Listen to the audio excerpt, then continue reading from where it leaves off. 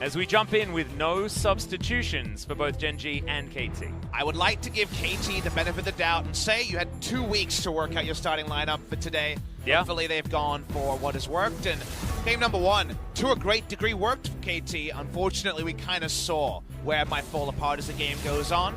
Let's see if KT continue to go for kind of the 2017, 2018 identity. They, especially in 2017, would always go for no tank, hard push, tempo drafts that more often than not they did close, but in some very notable examples, especially against Gen G. We're not. Zooming into the Game 2 draft, as we've predicted, no Lissandra ever is the role for Fly. But does anything else join the ban party for KT? Oh, KT, thinking about whether or not they need to ban the Jace. We mentioned earlier on that Cube not exactly the Jace player. I actually think it's smart to leave it open. Yeah, but what do they decide to take away? As the Alistair is the decision in the end. So they skip up the Jace here, thinking that Gen G won't take it. So Pick the Fly has played quite a lot in his past, but mostly in solo queue. I don't think it's going to be visited by Gen G. The Callista first pick will come out. And this is a gamesmanship thing, so this is something I will commend KT on. You don't need to ban Jace out here. You will get it yourself, but winning with it is the other side of the coin. On that one, the Galio and the Callista will probably be parted, you would imagine. We'll see if Snowflower wants to just return to the Thresh, though, because Snowflower's roam and that pick, that pivotal pick onto Roller, almost straight up won them the game. Exactly. So the Galio is going to be snapped up like you were talking about. So going to be denied there. Is Gen G thinking about what they want to pair with the Callista? Live can head towards the Thresh if he wants to. As far as the trifecta of supports that you want to play with the Callista, it's the last one available, but Braum could work as well. I'd like to see Gragas actually here. Yeah, Gragas would be fantastic. I think Life on pure disengage has looked pretty average, whereas that's been actively good on engage. You understand why Braum, because the enemy, of course, has a Jace, and you can think compositionally it might end up being a lot of poke, but Braum hasn't necessarily been a strong pick for Life. However, the Orianna worked out. Sometimes you can go for the more standard choices, and it will be the Braum for KT, or for Gen G, I should say. Yeah, also he's going to add a little bit more to the team fight power as well. I mean, if you can Fate's Call into a fight, get a bunch of knockups, and then put him in the bouncy castle with your ultimate there as well, you can understand exactly what the composition wants to do, but somehow we've looked over the fact that the Lucian was left available and is an option here for Zenit. Snaps it up very quickly alongside the Galio bottom side of the map. The Callista priority meant that KT could wait to this pick to take a top-tier AD carry, so it wasn't as pivotal once it wasn't selected at first, and they just will go for some power for Zenit. Want to find him some agency in the early game. So Lucian, Galio in the bot lane, and Jace top lane is definitely some strong lanes for KT to play around. And Peanut going to be persisting on Jarvan duty unless Cuvé's getting the flex on that Jarvan. Yeah, so Yorick is going to be banned once again. Cuvé going to be denied that one, and of course the Yorick did do very well in the hands of Sword in our previous series, but very different players. Real chance you could go Jarvan into Jace. Yes, it's not great, but in the LEC we see a lot of Jarvan versus these more tricky ranged matchups where you just go summon an area and try to poke and just not get taken out of lane. That's not a surefire way to win. Yes, if Jace closes the distance, you can actually take down the Jarvan, but just an outside thought given the matchup that we see. But it's almost certainly top lane on the Jace. See if there's another top laner that's actually banned here. No, it's going to be that Orianna. So they're just saying, Fly, you have to go even further for relevance. Notice, not Aurelion Sol. Well, notice BDD is on KT, and they actually have the next pickup, and a mid laner would be a decent one. I mean, they could just snap it away from Fly if they really want to take him off comfort. Don't know if that's worth the contested pick, but I understand your logic. Gen G gonna respond in kind and say mid lane matchup's gonna be all new in game number 2. So looking for a mid laner and a jungler here. RKT, they could just take Rek'Sai again. It wasn't the problem. It was some of the decision-making issues from score in game number 1. And the Gragas is something they considered. Now you can just fully disengage a Callista or bounce her into a fight, and both of them usually work out the same way. You just knock her out of a Ren set, and then she just has to get all her spears again, or you knock her in and feel good. Your knockups, though, Yasuo and Hover, understandable. And I know a lot of people aren't fans of this. We're going to see a Lulu mid lane from Gen G. Yep, and we're going to see it ran back as far as the top lane matchup is concerned, as well as BDD. Oh, just do it. Just do it, He's man. the most famous one. Absolutely. I mean, Wild Growth doesn't do a whole lot of good things for a Zed's life, but I just do it, man. man. I just actually go. don't mind it here. I think this is a pretty decent spot for a Zed or Yasuo. You think about how the game works. There we go. You're happy to find Lulu in the side lane as a Zed. Yes, of course, her kit has some answers to a Zed, so he ends up going for the Yasuo, but I could have seen it. I actually could have seen it there. But sadly, Bed is the confirmation, the Zed for Bed. Equation, when it comes to the decision, he's got a lot of knockups, and the knockup party should be ended and well attended by Yasuo. Exactly, and I mean, he has one of the best Gragas jungles of all time. Agreed. Behind him as well. And the Hillbilly's back. Exactly, finally. As Score and BDD will be able to do what a lot of bottom lanes have done in the past. I mean, I feel like this duo is one of the best Yasuo duos. The Gragas does give him a whole lot of different options, and the body slam can set up for these kills. So BDD going to have a lot of onus on him to have some control here this game. But Lulu controlling a wave is certainly something that she's known for. Whether she wins it hard or anything like that is certainly up for debate, but she can certainly throw a little ants and kill minions. It does feel a bit like Gen G wanted the same comp again and have gone for an inferior version, because the scenario is going to be similar when it comes to the knockup party, but they don't have a shockwave this time. They have Lulu, who has very little damage in the late game. So suddenly, someone else has to pick up the damage, and I guess if you're fighting really early, the Lulu gets an Ardent Sensor, it's 2-item Callista, maybe there's that timing window, but it's not the win button in the late game. In fact, it feels like the win button in the late game team fights more often than not is on the side of KT. Yeah, precisely. I mean, you get a last breath in there. We know Score can land these barrels extraordinarily well. I mean, the Braum is going to be fantastic at denying the Gragas. It's almost like Gen G saw the future with that pickup. But I don't know whether it's actually going to be enough to deny, especially around the early skirmishes where the Braum may not be in position. An exciting one. We'll see what happens in game number 2.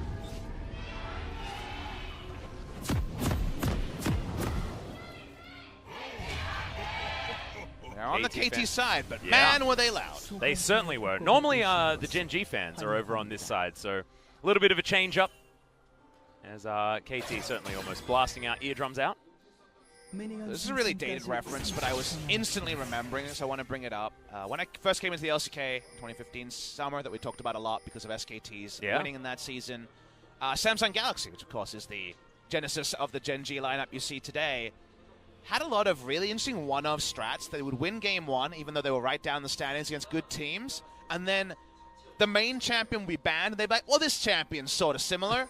Yeah. And then it just would lose because they didn't have kind of a second, third, fourth plan, right? They just tried to do a off-brand version of the same plan. Getting that feel in this game, because for a lot of reasons, I'm not a huge fan of this Lulu lineup. The other problem is, the one area that Yasuo will be categorically better than the Zed that we really hope to see from BDD is in the side lane, you whimsy the Yasuo, and then he kills you. Like, you're not actually going to disengage damage from that. He's still going to catch up for you unless you're going to flash over a wall. So I feel like in the side lane, the Lulu will suffer. In the Wombo, they're going to lack damage. So outside of just rule or hard carrying at 20 to 30 minutes, it does feel like in many ways, KT got the better of Gen G in the draft. But Gen G got the better of KT on the bottom side of the map, even though Life didn't land the Winter's Bite. QV still struggling here towards the top side of the map. We know how this one works. I've seen this show before. Yeah, it's kind of pain for QV, and he waits for his moment. But he was able to go Randuin's third. You know, he went for the standard Frozen Mallet play, the Ruin King. He could be a tanky boy again, but he won't necessarily be the secondary damage dealer that Rule is going to crave. And I don't know if a Warrior Enchant Jarvan is the way forward, so wait and see. But that's where my hesitation is based on pick ban. It's not always about pick ban. The play also can, of course, be so pivotal. It's pretty significant that Callista Braum have got such a lane control this early in the laning phase. And we did actually see it in our last series that Callista does have a pretty good time against the Lucian, especially now that Ardent Blaze can't have a cheeky few points shoved into it since the recent nerf. It is the Piercing Light that you're going to be maxing, and she can use Martial Pose and get out of the way of that one. As Fly, that was a nice dodge on the Steel Tempest. He's able to offer back a fair bit of damage, but BDD is a little bit more consistent when it comes to a Yasuo. Peanut is actually very, very close. With fire, right? I believe everyone knows about everything there. That Peanut didn't actually go over the wall. I love the hillbilly walk, man. It's so good. Guys, unaware, the reason why we talked about Hillbilly and big fans is that Score only uses Hillbilly Gragas. He did not move over to the Arctic Ops that people said was broken. Yep. He sticks with what he knows.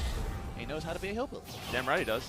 And also, you know, Scuba Gragas is so cool. I mean, there's so many Gragas skins that just seem like they're better than Hillbilly, but I don't know. Score is committed.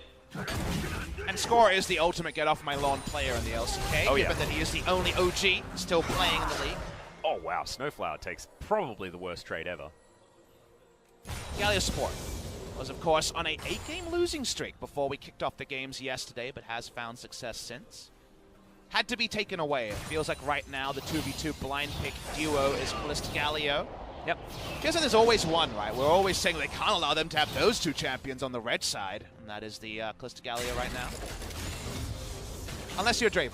Then Draven just comes in and does his thing. Yeah, exactly. I feel like the Galio support is still very, very strong, but a lot of the tools that Galio likes to come up with are banned away beforehand. So Kalista teams with very notable Kalista players, I mean, that Kalista is generally banned very early, and so far in this series, she has been first picked both times as Zenit takes a horrific trade. And Ruler with, you know, control in the early game is certainly someone that you do not want to be contending with. Very, very rare that a team can have as little success as Gen G in 2019 and a player comes out pristine.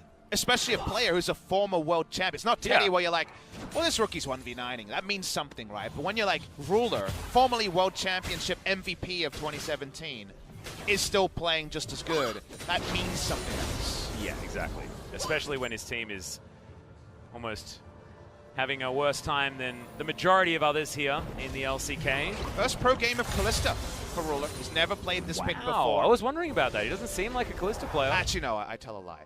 It's actually his 13. Okay, never mind. 1 and 13 same, right? Yeah, no, absolutely. His first game, he played it quite a bit really a long time ago and then abandoned it for a long time. But bringing it back and looking clean on it, no surprises there, so no debates. Yeah, I feel like it's similar to a point that you brought up yesterday on broadcast where you talk about things for the first time and someone comes back and says, no, but in 2012 that happened. It's a very different time now. That's you know, usually the game is very different. I'm usually that guy, you know, I the one with that really annoying voice that you gave to me. Thanks. You're welcome. Tell me how you really feel, Atlas. It's my best Papa Smithy impression, okay? I can't be perfect. Your voice is actually very difficult to mimic, by the way. So, the weird American-Australian thing I've got going on with a bit of British. With a bit of British there as well, thanks, Dad. Well, it sounds like a nice breakfast, at least. Smeb in his winning lane as Cuvée has self-counterpicked himself a second time. It worked out in game number 1, so you understand why. Smeb has been given so much space by Cuvée. Yep. Really nice plate gank to come in there, just to make sure Cuvée has to jump away from his turret. And Smeb walks up and easily takes down the first turret plate here up towards the top side of the map. I believe first of the game, and yes. There's going to be the confirmation. Cuvée jumps into him, Power Shock Blast. That's bad news.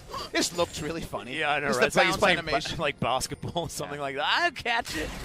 It's not what you want to do. Peanut's going to spot Smeb, moving down the river here, just doing some scouting. Australian cricketer Narskin. He turns into Shane Warne when he gets big. Here's the flipper.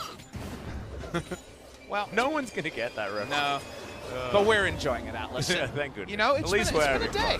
We're has. in our 5th game of the day at 10 p.m. Because, of course, the first series was one of the best of all time and went nice and long, exactly how we would like it. Absolutely. We got treated. And now we've got a series between Gen G and KT that has certainly been a lot more exciting and a lot more interesting than I was expecting. Well, the danger of it being 2 teams entrenched in the bottom 3 is sometimes it's just 2 bad teams who don't know how to win, right? Yeah. That's never fun to watch. That's not the sort of fiesta you're looking for. It ended up being some good moments for both sides, but KT having the proactive early game they needed to, and then falling away, and Gen G waiting for their moment and gleefully accepting. I haven't seen that Lulu skin before. No, neither have I. It's very visually busy. It is very busy. And as you know, if you're playing against it, you don't really, you often look at a lot of, you know, Lulu's animations to think about, you know, where the glitter lance is going, things like that. I would have, it looks like she's permanently glitter lancing. No, I was going to say, it actually feels like a bit of power because I look at that skin and I wish I had Lulu's mid lane skin effects turned low because it's actually quite a lot of blurring on it, and it's tilting me. And I think you can, I mean, I know most players play with so effects if you're a Lulu very main, low. buy that skin. It seems good. Yeah. Well, Peanut's going to make his way back down again, and Zenit face checks him. I've seen this one before, guys, and that's First Blood going over to Gen G, much like it did in game number 1. Gave him a Cosmic Smash with the dunk on this skin, goes straight into the Death Chamber. Zenit just, you know, he's a curious boy. His Dora the Explorer just takes him down. Oh, I hadn't thought about that. But he is so curious. He just wants to get around the map. A brush. What is inside? What could it be? Could it be a bow? Is it a Garen? BDD. You're going to masterfully just skate around these minions, much like you can. And Gen G are going to, very well deserved, pick up a Mountain Drake. And Score is going to discover a blue buff that he's not allowed to take. QV tells him no, but it looks like he's actually able to draw it out. I don't know whether QV can do anything against 3 members of KT. BD mostly walking up to use his ultimate, obviously not interested in stealing away the blue buff. It's going to be a blue buff trade. Yep. As long as it doesn't go on to Fly, it is net positive to KT because Fly wants blue and BD doesn't care. Yep. And Score, waiting in the wings, wants to be able to set up a knock-up. Level 8 here for the Yasuo, so Last Breath available, of course. Fly does, of course, have Wild Growth and can do all those annoying Lulu things. Are we doing it? He is going to be okay. That's a visual bug. Wait, that was drunk real on the visual bug? Oh, that was super cool. I've never seen that before. I know, I haven't seen a button be pressed. Yeah, I think that's a new bug. It's a Score exclusive bug where he can do the walk up to the turret. The whole and taunt point is someone that you without put in a actually movement ever doing speed it. command and it's not actually updated on the Spectate client, so you walk too far. Ah. So how do we drink? I don't know, man. Because you can do it while you're walking? I don't know, but that was probably one of my favorites. And we've seen Shelly do some really weird stuff, but that was still my favorite. It just looked like a taunt. It looked like he was like, yeah, Fly, what you gonna do? But he wasn't actually there. We learned something today. Nothing, and I mean nothing, can stop Gragas from drinking. Yeah. Well, he really wants to just find the kill on Fly. Remember, Fly doesn't have cleanse. Obviously not that much use here. Here we go. Yep, Flash has to be used, and Fly gets out of the way. I actually feel like he could have just sped himself up and wandered and allowed the ultimate to do it, but giving it as much respect as possible, and I respect that coming out of Fly. Well, respect for respect is something that Zenit hasn't shown. He's been willing to face check Brush that has led to his death. Pretty much mirror circumstances, 2 games in a row. Peanut looking for a Skydunk victim. BDD doesn't have a minion wave to surf off, so I actually probably would have had a flash there, but not going to find anything. We are very skeptical, Atlas and I, that the payoff on this Lulu is worth it, but when it comes to laning phase, definitely not finding a CS lead in a ranged versus melee matchup. Yeah, and I'd like to just quickly clue you in on the win rate of the Lulu so far. How's it going, in the LCK. I'll give you that update. Hopefully nothing happens on the screen. As you can see, I'll watch Peanut the was screen thinking for you. about a I'm ready to dive. play by play. All right, thanks, man. Thanks, man. Let me just go down the line. She won 1 game. Oh! Out of 5. Oh. That's I actually remember the game she won. I was actually pretty sure she was on 0%. Yeah, I would agree with that. Yeah. Okay, well, I'm perplexed. Smeb up here towards the top side having a great time against Dinar, but not as good a time as he had in game number 1, where he was able to be fed a kill very early on. So what does it all mean? It's fun how we've had 2 series that are both Impressionist paintings. When you have the first series, you're like, but it's the next level, next level, next level. Was that next level here? I'm not sure. In the second series, you're like... You're trying to work out whether it's a mistake or a conscious decision, you know? Definitely in the second series. You're, that's what I mean, yeah. The first series, definitely. You're looking for 200 IQ in the first series, and you're definitely lower on the IQ quotient on the second yeah, series. Exactly right. But what are they using the IQ for? I was just wondering whether Score was actually there. Turns out he was. Of all the champions to be visual bugging and either there or not there, Gragas, the most clearly present person. Obviously Secret Agent Gragas, you know. Oh, Kive not going to find too many boomerangs here, but he's just happy to continue here in this game. Score looking for the dive, actually. This could be a problem. He doesn't have a huge Naba, and that's just going to be the flash. Smeb finishes it off, and Score happily tanks that one up. Looks like he's done that one before, Papa Smithy. Well, the dog champ, unfortunately, off the leash, straight off. We'll have to find him later. He's gone in the top side. The Gnar continues to try to lose gracefully. The Gragas can stop the Grace side of that, but Peanut trying to come up with the mirror play down low. Yep, he's going to go straight in there as well as Zenit. They're looking for the knock-up. He finds it as well as Ruler picked up turret aggro. That's a bad news story as Snowflower comes in. Gen G use their teleport to get under here, and they do guarantee the kill, but Smeb too late on his teleport to follow up. Trying to get everything. A KT Rolster. Melee range ultimate from Zenit. Didn't want to get the flash for follow flash. Wanted to re-enter lane with flash, so just dies. And they're going for the turret now. All right, Life. I don't know what that one's about, but the flash from Snowflower is really going to help KT out here. That's the interrupt on the hero's entrance, but it is going to be Jace picking up the kill regardless. Well, that was a fiesta, and it ends up with a trade of kills, but with the Rift Tower being summoned, and Score is going to be a farmed tanky boy up top. Yeah, I've seen this one before. It was Tarzan that did it last time. Now it's Score. Takes himself the Rift Herald, takes himself to top lane, and gets a whole bunch of money. This Gragas is going to have a lot of it, and remember, this guy is the sole magic damage dealer on his team. I mean, you can ignore Galio basically, so he really does need to have a couple of items to keep his team with a decent damage profile. Smeb hit everything. That's why Cube entered on half health. And no respect flash, no life. Didn't have to use anything there, did Smeb. Here's the mirror play. The start of it, and the only peculiar thing is how amusing it is for Peanut. He can't get any help because of the zone, but he gets to kill Zenit mid-ultimate. Zenit's 50 range using his ultimate. Doesn't want to flash because he knows Peanut can follow flash and wants to stay in the laning phase afterwards. The re-engage here is the interesting part. They know Smeb's mana's pretty low, but already Kallista's given up on this, and they go for it anyway. Yeah, and this is like a just why situation. And speaking of which, that's going to be KT taking down the first Infernal Drake of the game. Next one going to be an Ocean, so no clouds so far today. The worst part is, they didn't even wait for the minion wave. Yeah, straight on that's what I dive. mean. That was the real strange part. I'm like, so Life, what's the plan here? And life donation seemed to be the thing, as that pun was unintended, guys. Here's what I'll say. Often in League of Legends, teams will make the right play at the wrong time. Yep. Not often do you see the wrong play at the wrong time, but they did it. They nailed it. It was the wrong play at the wrong time. Yep. So even if they waited for the minion wave, I mean, still It probably was so wouldn't much have time. been great. Yeah.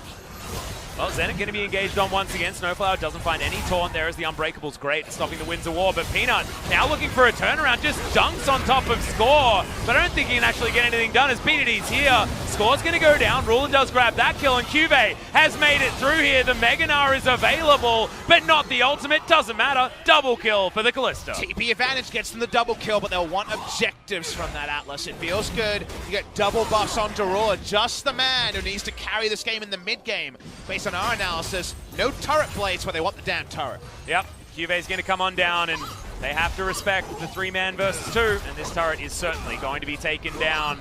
Really nicely done there from Gen G. Not quite a gold lead just yet, but we're very, very close. And I do want to talk about something that I was thinking about a little bit earlier on, as I won't be able to, as it's the teleport replay. We're seeing actually the Meganar bar here that's been ultimate. That's why Peanut engaged. Building it up. It looks like a suicide, and effectively it is. But they actually have to use the cast to get the ult, and then Cube shows up in Meganar, and BD says, what are the chances of that? Turns out, it was all planned by Gen G. Yeah, really nicely done. And Gen G playing around Nah certainly is something that they've been very good at for many years. And this is a weird part of that, though, is the fact that it's Peanut that's able to navigate it so well, and he's the only recent addition to this team. And you know, Peanut's been around a really long time now. He's been playing since 2015. I don't remember that many Jarvan games from Peanut. Doesn't feel like a mainstay of his champion. Maybe in the SKT days in 2017. Yeah, potentially. I mean, I feel like he was... How many games of Jarvan... I can find this information out. How many games of Jarvan do you think he's played in his career? 25. That's a really high number. I would have said less than 10. Are you going to take over 10? Yeah, I'm going to take the 25. I'm doing it. I'm not scared. It just feels like a Peanut champion, you know? It feels like something he can play. It's 12. 12, damn it. So 14 now, as of these two games. So I was definitely closer on that one. Yeah, you were. Play by play, by the way. But yeah, never really been his wheelhouse. Remember, he's the Italy guy, so you just don't think of him so much on the Jarvan. Like the Zac usually in other scenarios. Yeah, he does like going forward and did certainly in his heyday. So that's why I sort of felt like Jarvan would have been a few more games. But remember, I'm a more recent addition to the LCK crew, so not really as up with the history. 700 gold lead for KT. We like where this game is going for them. There's no guarantee. It's still Jace, right? We were, of course, very against Jace in team-fighting comps in the previous game. Score walks up, we assume. And not walking. He's plodding briskly. I think. I mean, at this point. Yeah, is he even hit? Who knows? Take another drink score. As KT not able to take down this turret just yet. QV is around, and Peanut, he's going to turn up. I almost thought that was another visual bug. This is getting just ludicrous. Top lane outer turret is being poked down by Lulu and picks up there in the hands of Fly. He's going to get it eventually. And I put the emphasis on eventually. He doesn't do that much turret damage. Yeah, exactly. I mean, I feel like the tempo is certainly in KT's advantage here at this point. Still not going to be above 1,000 gold lead, and as that turret falls down, it's now within about a kill's worth of gold for one person. So very, very close match here at 18.5 minutes. But we're close to the point where it feels like Gen G actually have a meaningful 5v5 advantage, which is 2-item Callista and things like base damages and Lulu's poor damage scaling meaningless, which is around the 20 to 25 minute mark. They don't have the Infernal. They wish they had that one. That would have really put them over the edge, but they got 40% CDR Lulu and a Callista about to hit the 2-item spike. That is where Gen G really want to put the roll call out there for KT and see what 5v5 fights it can get them to rock up to. Yeah, and actually I wanted to talk about this before until that replay did come in, but having the Lulu actually helps out a Callista a little bit more than, you know, say the Orianna did in the Tristana composition. Just because Lulu can get to those 2 items if Ardent Sensor comes in next, it certainly will be a Callista with 2 items well and truly online after that point. Now the Callista has followed that one through, and now Fly just needs to finish that one off. And it does mean that they'll get the double scale. Remember, attack speed and movement speed are what the Callista passive scales are. You're going to get more movement speed for longer than just the dissonance, and we'll have the attack speed coming, as that's a lot of damage. Yeah, Wild Growth does come in there eventually for Fly. Hasn't used his flash just yet, as Whimsy's going to be there. Oh, the flash had to respect there, as now KT are looking for the Gnar, and they'll find him. Hero's entrance comes down just to finish that one off.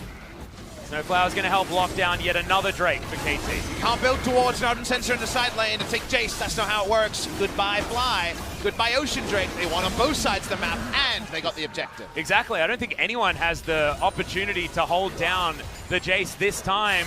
That's 2-0 for him at this point. Well, they got the guy who at least is building armor. Yeah, that's true. I mean, Warden's Mail hedge some bets. Unfortunately, that wasn't the lane assignment they were looking for. Not sure if they just started off with Jace getting the drop. Peanut.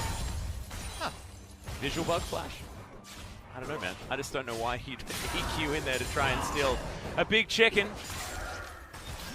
Back to that impression spin. Yeah, I think so.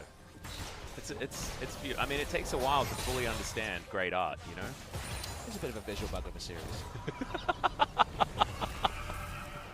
I feel like the visual bugs have been the highlight. So, you want a highlight? Uh-huh, give it to him. It's going to be this moment, I guess. It was actually not what I was reaching for. Smoke just instant killed him because he's Jace. Yeah. Is in fact the Lulu as then he just killed the Gnar. He did, in the picture-in-picture. So we get to see that one again, and now we get to see QV face checking and dying, and then Smeb doing even more, as I hope that we'll just get the replay of the other one that was happening during the replay. Is now everything's happening while this replay is going on, as the Callista does take down Snowflower. Ruler doing a great job so far this game. He's got a 700 gold bounty, just ignoring everything else that's happening on the map. It's straight up disaster elsewhere, but this guy looks pretty good, and he's on a mid-game spiking champion. But unfortunately, there's no Ardent Sensor yet, so there's not as much value in Fly just being a second support standing next to there now. the Callista. It's there now, but the problem is, if the lane assignment isn't speeding up the Callista, it's Infinity Edge second Yasuo who will kill the Lulu really fast, or it's Jace who also will kill the Lulu really fast. And also, I think they just need Smeb to disconnect, and then Gen G are in a great spot because they can't answer him in a side lane. As you can see right here, illustrated pretty perfectly with QV just getting thrown straight into the death chamber. Well, do not pass go, do not collect 200. 2018 Smeb has finally reconnected to the server. Welcome back. Yeah, thank goodness. Snowcloud's just going to die here in this replay. Sorry for the spoiler. A lot has happened in replays. It has. I feel like we need to just like watch the live game and then we'll catch more. The replay is so much more reliable. There's no visual bugs. Hey, that's true. Can we watch this game in replay? At 2 times speed. We potentially could. It's possible. We have the technology. Peanut does too. Wants to be able to start something here, as Ruler does get a decent amount of chunk damage onto Zenit. He gets a bit of his health back with his Blade of the Ruin King. Ruler has his core and a Lulu next to him. They want to fight now. They want an honest 5v5. Yeah, look at the Snowflower, but he turns it all the way around. Peanut immediately goes into stasis at full health. Zenit throws out the culling, but can't kill the Jarvan. QV's got a gigantic Nabbar, and KT play around it very nicely. And Ruler really wants the 5v5 now, but KT win in the side lane, and they don't have to fight unless they really want to. Yeah, back stopped, and PDD not able to get the knock up there. Score was looking for it as well. Live has the Unbreakable on cooldown, but KT not in position. There probably will be no better item timing for Gen G in the 5v5. Yes, there's power on KT's side, but you got to play towards what you got, and you know you can't match the 1-3-1 with Lulu. But problem is, they don't have enough map control to actually drag members of KT without doing something like tanking a Baron or tanking a Mountain Drake. The ARAM in the mid lane isn't going to price KT in to a 5v5 unless they really want to lose this series fast. And you can see how difficult it is for Gen G as well. I mean, Fly needs to find times where there's no one in a lane in order to clear out minions. It's happening once again, but there's a pesky Yasuo there. Thankfully for QV, he got some spare time towards the bottom side of the map to try and catch up a little bit, but as you can see, it's not quite enough. It's 35 CS. In advantage for Smeb, his score going to get pierced, but otherwise he's going to be absolutely fine. Pierced is what I said, by the way. I know, Hillbilly Gragas makes you think of something else. No? No. Weren't with me? No. Come on, mate, you're Australian. Well, right. we'll be having some cheeky bevies later, I'm sure, to relive the amazingness that was this match day, whatever the result in this one. Yep, I feel like we've had a trip over the rainbow when it comes to every sort of League of Legends experience so far, and this game too is not necessarily on the highest end, but is still entertaining. I still, at this point in time, don't necessarily know who's going to be able to figure this one out. KT do have the advantage when it comes to the gold, and in the theoretical win condition, but crazy things have happened, Papa Smithy. But it's so hard for me to tell you what a Gen G win looks like, even though the items are ahead of schedule for the Kalista, who was the one who needed to fight early to vindicate this Lulu knockup comp that didn't have the Orianna as a secondary threat.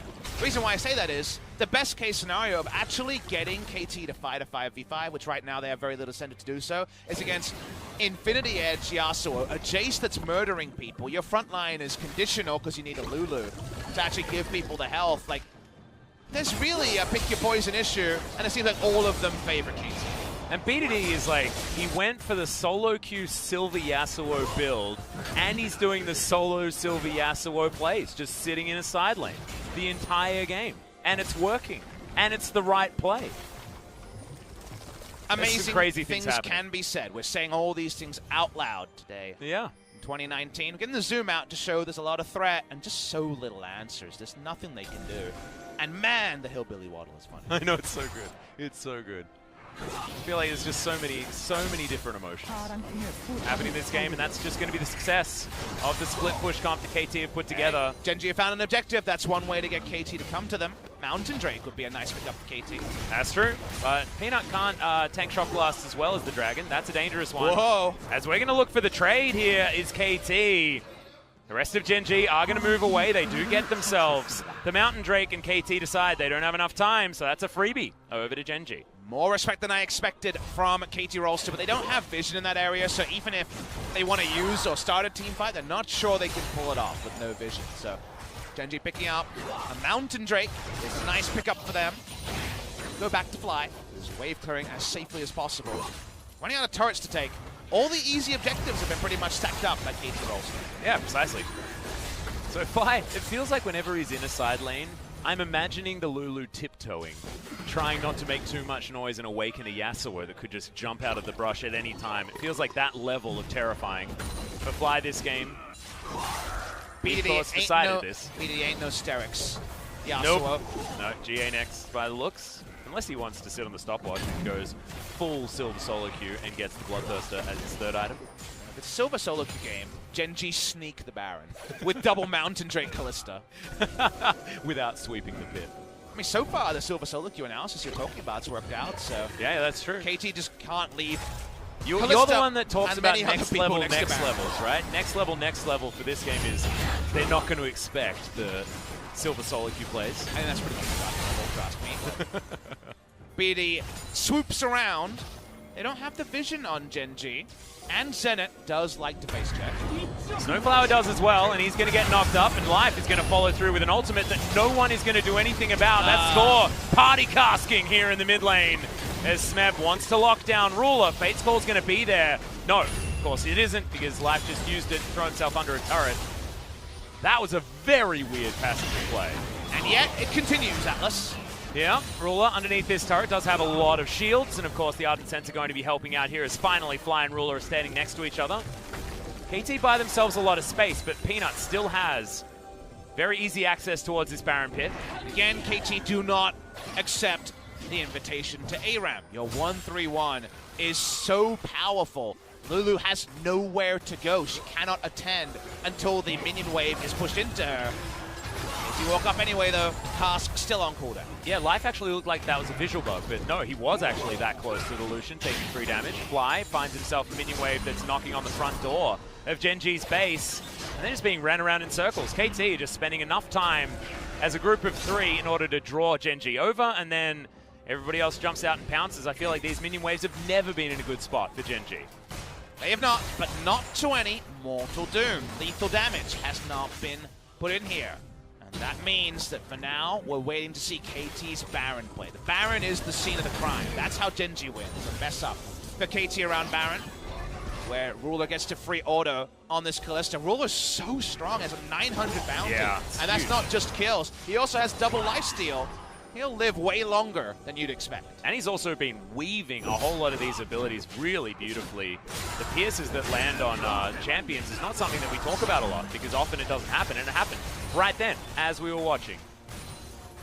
Normally cast curse Callistas, but this time around Ruler is actually staying up, to his credit, as Gen.G just decided to pull the trigger on the Baron, and they know that their Callista is extremely strong. And they've got an Ardent Sensor as well. Cuvee doesn't have much of a Gnar bar as Score. Gonna come on over there, looking to lock him down as Gen.G pull off the Baron. Oh, so unfortunate, and they just lose their Gnar and are unable to get anything. Inside track now on the outer turret, mid lane, and KT will take a kill and a tower for basically no contest. Very decisive by KT. Just kill the person who's not grouped the rest of the team. They anticipate the flank. Now they push forward. Jace does some damage. Yeah, exactly, and Fly unfortunately just does not. Even without a Baron buff, these Glitter Lances are not really working, as there's a Cataclysm. Peanut gets a Wild Growth and now won't be available on anyone else. BDD jumping on forward, doesn't have the ultimate, remember, used it on Cuvee. And now they think that the health bars are low enough for KT to just go and do the Baron. And it seems like Ruler forgot that he actually used his QSS on the knock-up there, and even though there was no ultimate for BDD, he rolls out. That means QSS down, Cleanse still on cooldown. Yeah, Ruler gonna play frontline here as Redemption gives vision of this Baron pit. Peanut should be able to get in there, but it's not going to be enough. Immediate flash out does come in, and Gen.G can still save this if they can win this team fight, but KT's disengage is still happening. Fate's Call, he's gonna get a lot of AoE, and the Ren sets have started. Fly gets pounced on, and Ruler's just getting ran around this fight. Peanut wants to find Snowflower. BDD, the sticks have launched themselves in there, and now the bounce back on Cuvee. Ruler gets another one. Can he get it? As Score jumps on forward, the Rend is going to be used without a reset, and Ruler has to back away. Man, that was definitely what we thought would happen when it comes to Ruler, but unfortunately all his allies fall around him, and he doesn't have a second frontliner to make the play happen, and now Smeb says, I'm going to blow you up. Yep, and Ruler has absolutely no idea as the Empowered Shock Blast doesn't land. This might actually be a big deal moment, because remember, you need to lock him down, but there the hammer falls, and that is 900 gold claimed for the Jace. The delayed ace, but they do take down every member of the enemy. Picks up the scuttle. Smeb needs to invest his teleport to do it, but a big amount of gold from the bounty. Yeah, exactly. 7,000 now the lead for KT. This is nothing like game number 1. That was very close for a long time, and this is what KT's composition can do. Get themselves together, lock down picks if ever they see someone by themselves. And they've had sole vision of this area for a very long time. And yet, look how much of a fiesta it is. It's a 24 damage Baron that's auto-attacked by a Jace to go down, so it could have been a Peanut steal. And this fight goes a little bit differently. You almost see Ruler hard carrying. Yeah, exactly. I mean, Life sacrifices himself. Fly does the same thing, but they did set up a great double knock-up. This wasn't to be, as Ruler just gets ran around, and there's just too many GAs and problems here for them to worry about. Cleanse is open by the end. He plays this as well as he can, but outnumbered. And then Smep with Guardian Angel. Just run up. He's 3 levels ahead and has 6 items, I believe, so... Yep, not a lot that he could do there. So Ren, he wanted to use it as late as possible, but it was a little bit too late in the end, and KT fans are so happy that they're doing well. Remember, Gen.G do want a team fight though, and now KT do have to come to them. At the previous item point, maybe, but now it feels like Gen.G lose in every scenario. 1-3-1, team fight. I don't think this is going to be enough, as it's so much threat from Jace, Yasuo, and Lucian at this point in the game. They're pushing up, though, and Siege is not an area outside of Jace they are fantastic in, so I think Gen.G will have to fight anyway. Yeah, the shot class were landing, though, in the mid lane. Wave is not quite knocking on the door just yet, though, as Ruler. Very aggressive move. They are just going to blow up the Braum so well, but Peanut has dived in. He is in the right position. Sacrifice, but down to a GA, and Ruler is at full health. There's a lot of low health bars on KT's side, but the Jarvan just cannot withstand this. And Cuvée now, he's holding on to his ultimate, but he just can't get in position to use it. There's no front-to-back team fight, and the Lulu does not provide enough to actually impact the fight. No damage from her, of course. I think KT's going to force that game number 3 and 6 on the night, Atlas. Yep, exactly right. Yesterday was 6 games as well, and today was the 6 games that we wanted, Papa Smithy. Ruler going to try and salvage this one as best he can, but I think even he knows that this could be a really big problem. Score has to go into a stopwatch, and Fly is going to set up that kill, and now Gen.G hold on for a little bit longer. It does feel like the beginning of the end here for Gen.G. Probably should start thinking about game number 3 and what they're going to change moving in there, and I think Lulu not being part of a team composition is the first choice. I think also just first rounding something for Fly probably has to be the way, because if we're getting to Lulu, there's some champ pool issues, right? Yeah. But we're going to go and rewind to the fight here. Fly takes most of his health bar, and I'm going to focus on the Lulu, which of course I was very skeptical of. Gets one wombo there, I believe, onto Peanut, is in fact the wild growth, and then all he can really do is try to put shields for Ardent Sensor onto Roy. He doesn't threaten any damage, and just can't contribute. It had to be that split timing around 2-item Ballista. It didn't happen then, and while the game doesn't end, it feels like outside of some big KT misplays, it is inevitable. Yeah. See whether Gen.G can get themselves together. Of course, it's not over until it's over. Baron up in another minute and a half, but now is no longer on this KT squad, but they've got the 2 best inhibitors for taking down the Baron. And you also look at the CS leads around the game. Ruler has a close to a Flame Horizon over Zenit, almost 100 CS lead, but everyone else is pretty significantly ahead of their opponents. This is our Ruler going for the Teddy Award, and he's doing a pretty great job at it this game. And again, we feel like it's more significant because Teddy was growing a reputation as a great player whose team just wasn't there around him. We already know that Ruler's a great player, and yet somehow it can channel something it shouldn't be. He's still on the same squad. He's still a world champion, and his team has so few wins to show for it. But very, very little has been skin off his back when it comes to his reputation. It's still pristine. Exactly. Cuvée still there as well, and he holds that world championship himself. As that's the culling. It's going to come down onto life, but Fate's Call is in there. We've got a decent knock-up. Here's the Wombo combo. Ruler. He's able to grab the first one. BDD going down very low. Already the Jace has done a bunch of work, though, and there's GAs on the side of KT. Rolster, good knock-up onto Smep, but look at his health bar. It is so incredibly large, and yes, so is Ruler's, but he's just dying. And look, this is how the game has felt the entire time. Ruler against the world, and honestly, this KT Rolster squad has proved that the world is bigger. And that means it's all about the game 3 in this must-win game to stay away from relegation. Afrika are down there. Neither KT nor Gen.G want to join in their plight, and we'll need to know one more game's result before we see who picks up the series win. Exactly right. 1 Nexus turret, 1 Nexus, and KT bring us to a game number 3 and a game number 6 of the night. I'm surprised the both of us can still talk, Papa Smithy, but we're going to have to go the whole distance here as KT do have a much better performance. As far as turnarounds are concerned, that was definitely up there. Gen.G's composition, I think, was far inferior from their Game 1 composition, but now have a chance to right that wrong and give us a competitive game number 3. I just feel like when you get to the point of the draft where someone is saying, pick me the Lulu, it'll be like Game 1, those like drafts where you try to emulate a strategy that worked in the previous game with inferior tools.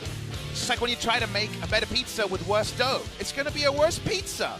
Yeah. It's like, oh, we don't have any of tomato paste for the pizza, so can we? Yeah, can we use chocolate for this mozzarella pizza? It's similar. The consistency. Yeah, we'll you see, it's still a sauce, right? Yeah, sure, it'd be totally fine.